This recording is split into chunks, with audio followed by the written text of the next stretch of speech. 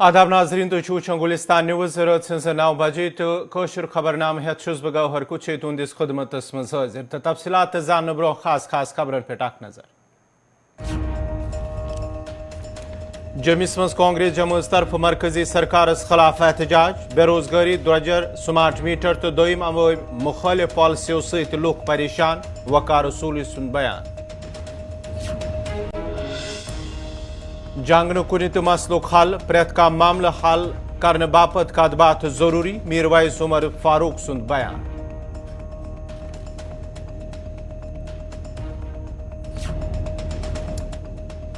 एयरफोरेस्टेशन जमिस मज air show मनकद शोवस मज LG Manoj Sinha तो मकामी लुकन हिंद शिरकत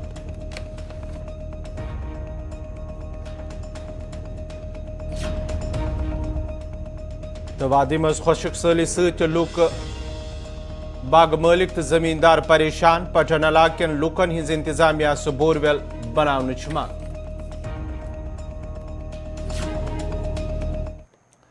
तो पेश खबरन हुंद तफसीलात ऐवानस मज भारतीय जनता पार्टी हिंद रुकन पार्लियामेंट रमेश बिदूरी सिंध तरफ BSP MP दानिश अलियस खिलाफ नाजिवा इस्तेमाल करनस पे दानिश अली सिंध तरफ व नामुज यम अल्फाज अकिस मेंबरस खिलाफ इस्तेमाल करन तो आम लुकन सत क्या सलूक वर्तावन। जब मेरे जैसे चुने हुए व्यक्ति की स्थिति आज इस देश में यह है तो एक आम आदमी की स्थिति क्या होगी। मुझे उम्मीद है कि मेरे साथ न्याय होगा, आदरणीय स्पीकर साहब कार्रवाई करेंगे, नहीं तो मैं भरे मन से इस सदन को भी छोड़ने पर विचार कर रहा हूं, क्योंकि यह एक सभ्य समाज में बर्दाश्त नहीं किया जा सकता। क्या है? क्या हम इसलिए चुन के आते हैं? क्या देश को आजादी इसलिए दिलाई गई थी? क्या हमारे पुरखों ने कुर्बानियां इसलिए दी थी इस देश की आजादी के लिए कि जब हमारे प्रतिनिधि चुन करके जाएंगे तो उनको यह सुनने को मिलेगा? दुनिया के अंदर आज देश की क्या तस्वीर आपने खींच के रख दी है? महिलाओं को आरक्षण ये स्पेशल सेशन था।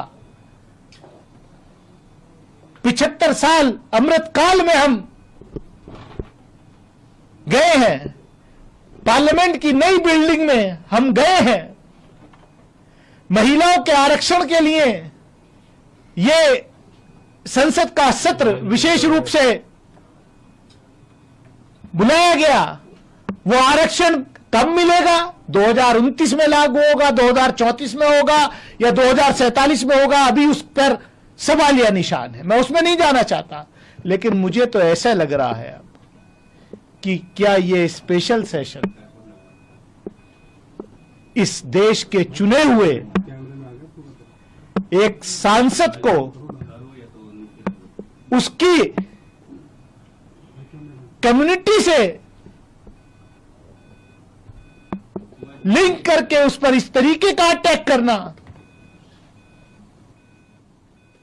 सोच भी नहीं सकता, मैं सोच भी नहीं सकता।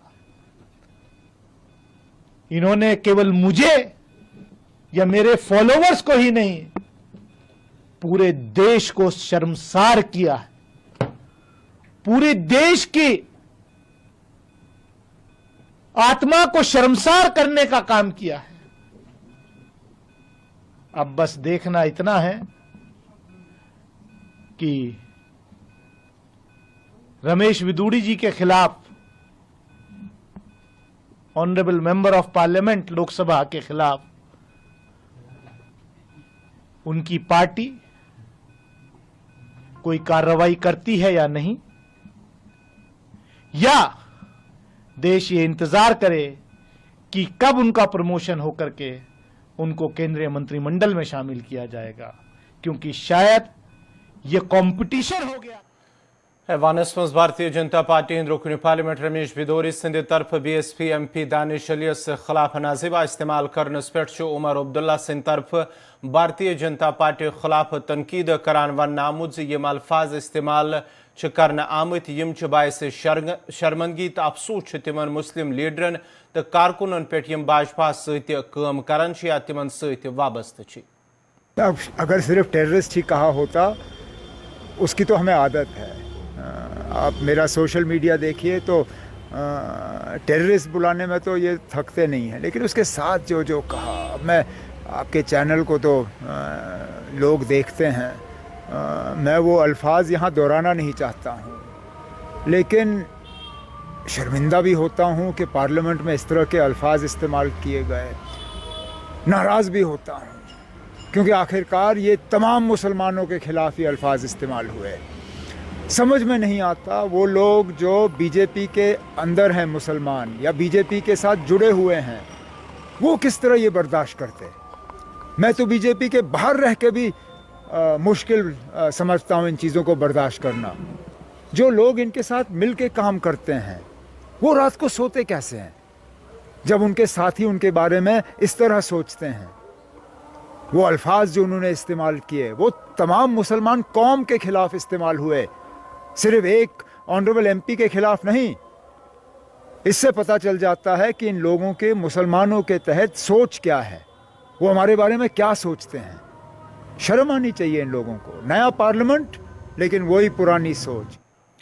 कांग्रेस तरफ आज जमिस मज बेरोजगारी स्मार्ट मीटर द्रजरस खिलाफ एहतजाज करना आमुत या दौरान एहतजाज लूक अथर मज प्ले कार्ड यही है मरकजी सरकार तो जम्मू कश्मीर इंतजामिया खिलाफ नारबाजी करान। अत मौके पे वन एहतजाज लुको जे महंगाई बेरोजगारी स्मार्ट मीटर करन नस्ब करुन या जायदाद टैक्स तो दोम अवाम मुखालिफ पॉलिसियों सत जम्मू कशीर हिंद लूक आवलनिस मज हेन आमत ये जन बदकिस्मती सरकार तरफ लुकन राहत वातन बापत कह ठोस कदम तुल।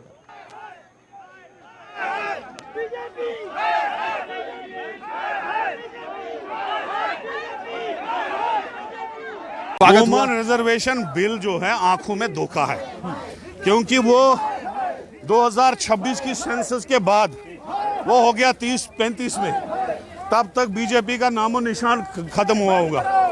मैं कह रहा हूं, कांग्रेस कह रही है एक तो वुमेन रिजर्वेशन बिल शुरू किया जाए, यही पार्लियामेंट जो असेंबली इलेक्शन है इनमें शुरू किया जाए, और दूसरा ये कि OBC को भी उसमें इंक्लूड किया जाए। तीसरा ये जो आज का हमारा मुद्दा था, हम मुद्दे पे ही आएंगे, वो ये है कि एक अशोक परमार जी IAS ऑफिसर हैं जिन्होंने शेड्यूल कास्ट कमीशन में एप्लीकेशन दिया कि उसके खिलाफ नाइंसाफी हो रही है और जल शक्ति विभाग में 14,000 करोड़ का घोटाला हुआ।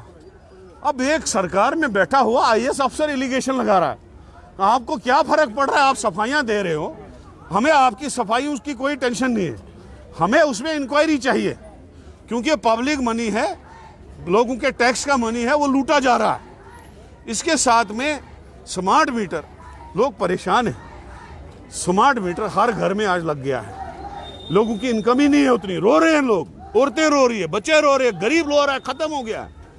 उसको टस से मस नहीं। आज 5 महीने से हम प्रोटेस्ट कर रहे हैं स्मार्ट मीटरों पे, इनको बंद करो लगाना, लेकिन बीजेपी जबरी लगा रही है। प्रॉपर्टी टैक्स पूरा इंप्लीमेंट करके रखा है, अभी बिल नहीं भेज रहे हैं। जब बिल भेजेंगे लोगों को अपनी जमीनें बेच के उनको बिल देनी पड़ेगी, अपनी मिल्कियत जमीन पे, अपनी पुराने दादे परदादे के मकान पे प्रॉपर्टी टैक्स लगा दिया। इसी के साथ अनएम्प्लॉयमेंट आसमान पे है। डेली वेजर कैजुअल लेबर 9-10 साल से बीजेपी ऑफिस और सेक्रेटरीट का घेराव कर रहे हैं, उनका कोई सुन नहीं रहा है। आंगनवाड़ियों की तनख्वाह 15 साल से बढ़ी नहीं, आशा वर्करों को कोई पूछ नहीं रहा है। इसी तरह से महंगाई आसमान पे है। ये चीज़ों को लेके आज कांग्रेस का प्रोटेस्ट था, हमारा प्रोटेस्ट तब तक जारी रहेगा जब तक ये सरकार नहीं जागेगी। अगर नहीं जागी, हम ये प्रॉपर्टी, ये जो स्मार्ट मीटर लगाए, ये हम खुद उठा के तवी में फेंक देंगे। उमर अब्दुल्ला साहब की सरकार में मैं मिनिस्टर ऑफ स्टेट था बिजली का, 3750 डेली वेजर मेरे हाथ से परमानेंट हुए, जो मैंने उमर अब्दुल्ला साहब से करवाए। ये जनाब जो रह गए हैं, जिनकी पॉलिसी हमने फ्रेम की थी, इन्होंने वो पॉलिसी भी उड़ा दी, और जो 1 lakh daily Vaser casual labour रह गए उनको नहीं इन्होंने किया। एक वो है। दूसरा, हमारे टाइम में तो स्मार्ट मीटर लगे नहीं। बिजली का बिल जो है वो 2000 करोड़ हमारे टाइम में जमा होता था। 4500 करोड़ हम आगे देते थे सेंटर को, 2500 करोड़ हम घाटा डालते थे गरीब लोगों के लिए, पब्लिक के लिए। लेकिन ये नहीं चाहते हम कोई घाटा डाले, हम लोगों को खून चूस के पैसा निकाले। इसी तरीके से स्मार्ट मीटर हमने कब लगाए तो इन्होंने। नाज़रीन, कोशर खबरनामा चुजोरी ये तितनी मुआख्ती जोरती वक्त